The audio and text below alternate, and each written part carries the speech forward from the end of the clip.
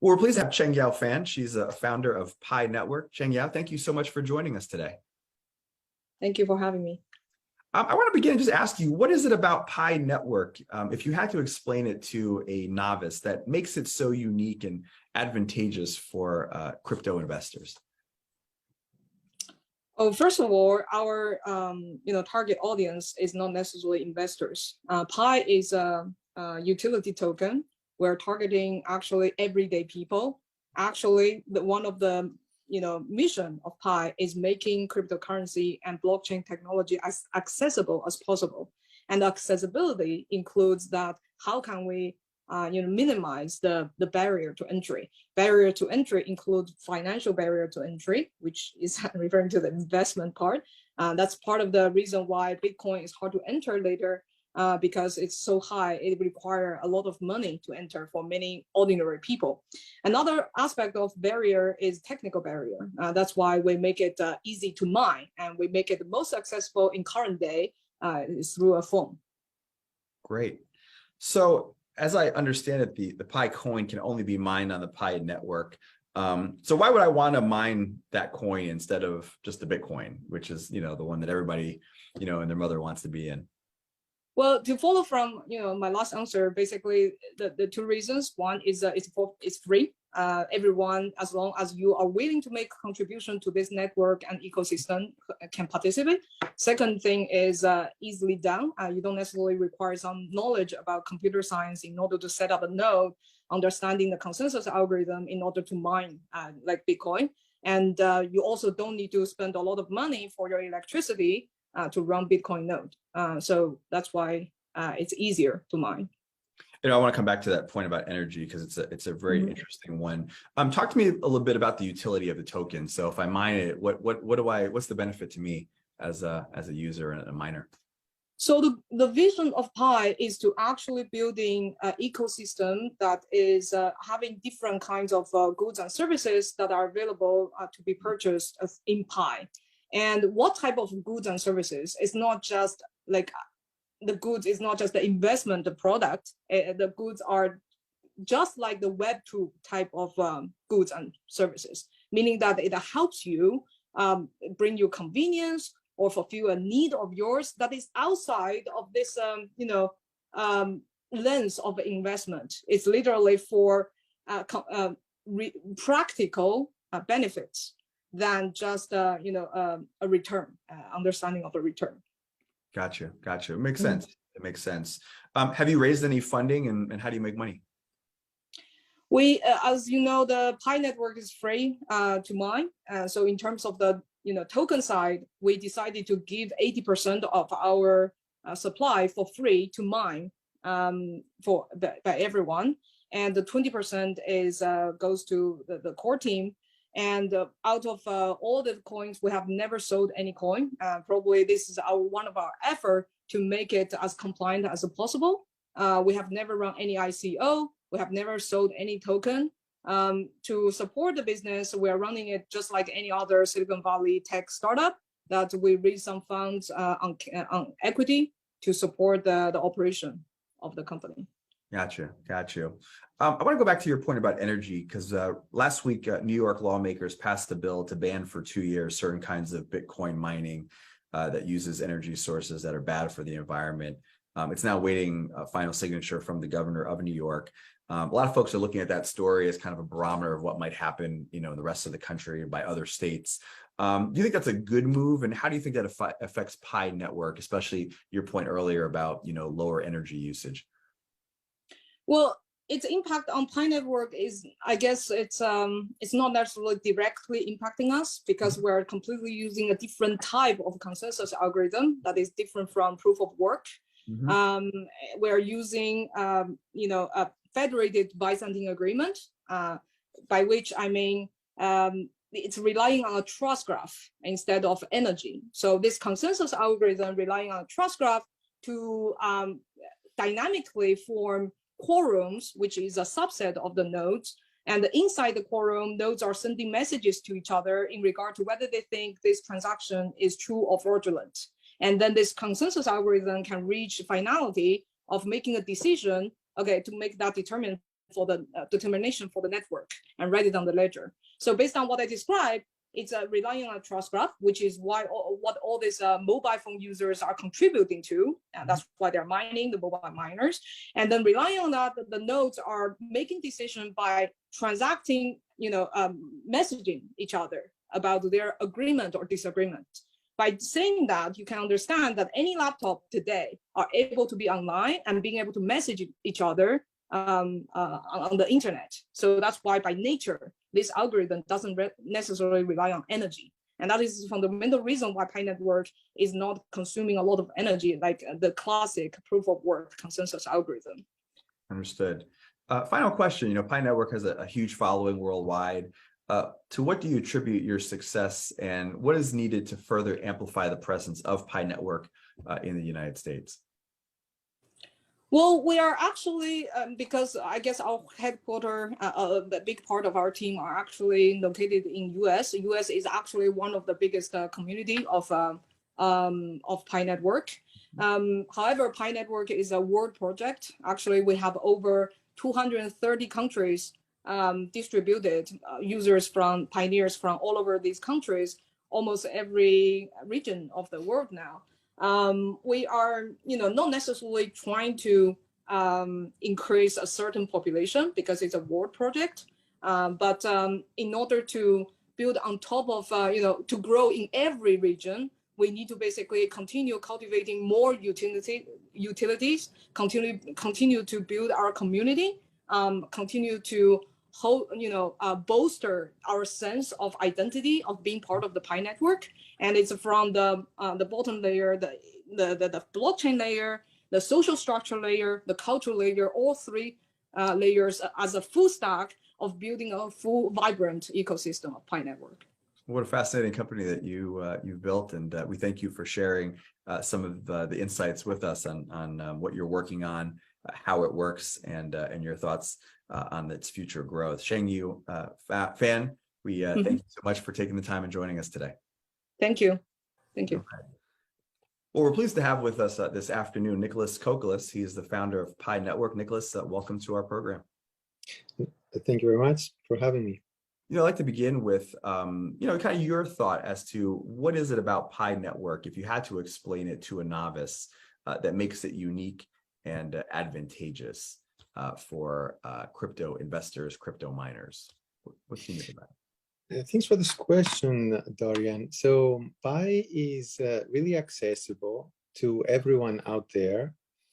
People can mine it by themselves using their mobile phones. So as long as you have a mobile device, you can participate.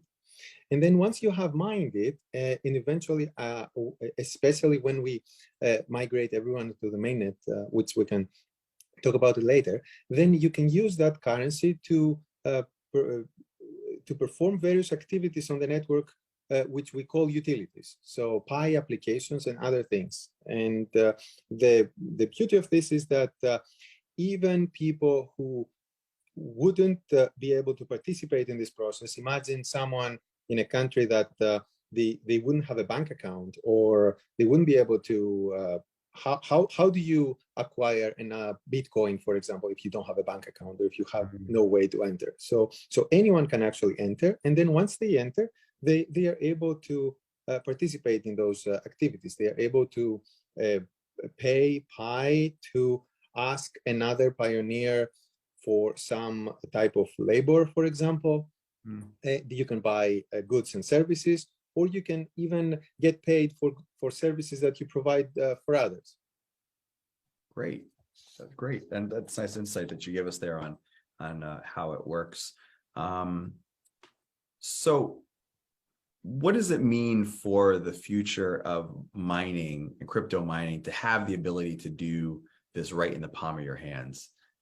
We think about the stories that are out there in these data centers that are just using so much electricity and energy, and it's so heavy. But you guys really revolutionized how people can mine. So what does that mean now for the future of mining?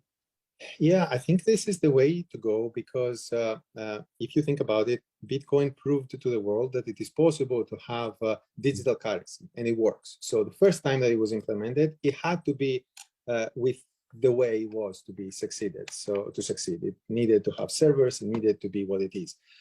No matter how we started, now the world operates mobile. We are living in 2000, it's not 2009 anymore, it's 2022, and we're going to the future. So more and more people have exclusively mobile phones and they don't have computers, or they're using their iPads and their mobile devices rather than. So if you were by saying that you have to exclude all those people from the process, then you're already making something very restrictive. So I think that it is the future, and I believe that even all blockchains are thinking towards that direction. Great, great. Have you raised funding, and how do you guys make money? Yeah, one important thing to know about Pi is that we avoided from the very beginning, and the easy way of making money by selling the coin through those ICOs that happened in the crypto space. So Pi has never raised any, has never sold any coins for many years now. We've been operating for 3.5 years. And this is an important aspect. We actually feel this is more natural, because usually for companies, they may be operating and creating utility and creating their business for several years before they can go on an IPO, and then all of a sudden having this unnatural early influx of cash can create unnatural results as well, with what we have seen in happening with other news lately that have been communicated. And in terms of Pi, we bootstrapped as much as we could, and eventually raised some money as part of a traditional Silicon Valley startup from private investors. Got you. So where do you want to take the company? What's ahead on the road of development, and what users can see in terms of the experience, in the next year to 18 months, let's say? Well, the goal is to have a very useful, widely accessible cryptocurrency that can allow a lot of people to be able to take advantage of the new utilities of blockchain. And by that, I mean, there is a lot of innovation that happens with smart money. So once money can have, some people call it smart contracts. There's multiple ways to think about it, but it's the first time in the world where you can have things like micro escrows or micro payments or other things that essentially creating a new era of possibilities in the world. So Pi is combining those facilities along with a large network of people participating to create something useful for the world. Specifically, that's for the longer term, as you said, a year and a half and beyond. In the meantime, from now until then, what's important is that we are currently in the process of completing KYC for the members of the network. So Pi is going to have millions of people who are crypto ready and KYC, then real people, real accounts on it. So we are currently in the process of doing this, and the goal is that once we have a large number of people who have initially KYC'd, to migrate their balances into their mainnet so that they can start exploring and using the currency. Got you. Final question. We've just seen really an implosion in the cryptocurrency market, as we've seen in the regular, equity markets. Are you concerned about what you're seeing just broadly in the crypto space? And actually, is it good? Is it clearing out kind of the bad apples in the industry that and then allowing it to kind of move forward in a better place? What are your thoughts on that? Yeah, well, it's usually an unpleasant thing to hear that any market may be going up and down. At the same time, it is a natural cycle that it happens all the time, and we have seen it in crypto multiple times as well, that there is a cycle. I also agree with the second part of your question that you mentioned that this helps possibly clear out some activities that are maybe happening with the wrong incentives. So things that are more less of pointing towards something useful, but more leading the world towards, let's say, games, financial games that they can trick people. That clears out the landscape. But overall, for Pi, as I mentioned earlier, we never raised, we never sold Pi to any person. So there's no one who can be sad that the down cycle is here right now, because no one bought it at a higher price and now it's a lower price because no one could buy it to begin with. So essentially, to the Pi network, the way that the currency is used hasn't really been affected by the external market at all, because I can give you an example. Right now, people are spending 1 Pi to request to be KYC'd by the network. This 1 Pi, and everybody is paying 1 Pi, this 1 Pi is pooled and then distributed to some human validators, other people in the network who are helping complete the validation. So there's a pool of Pi that is then being paid out to the validators. So within the Pi network, before the crash, people were paying 1 Pi. During the crash, they were still paying 1 Pi, and after the crash, they're still paying 1 Pi, and they're getting paid the same amount that the validators they would. So there was completely no effect at the moment. So now in the future, of course, we all live in a connected world, right, and we don't necessarily, it's not necessarily always going to be living in a vacuum, but that's the current situation. So what's a Pi worth? I'm curious. So Pi is worth what pioneers make it worth. So in this specific case, that I described, you need to spend 1 Pi to get yourself KYC'd, and that 1 Pi is distributed back to validators, depending on how many validators are needed for each validation. Great. Well, Nicolas Kokalis, we're grateful to have you with us today. Thank you so much for your time. Thank you. All right.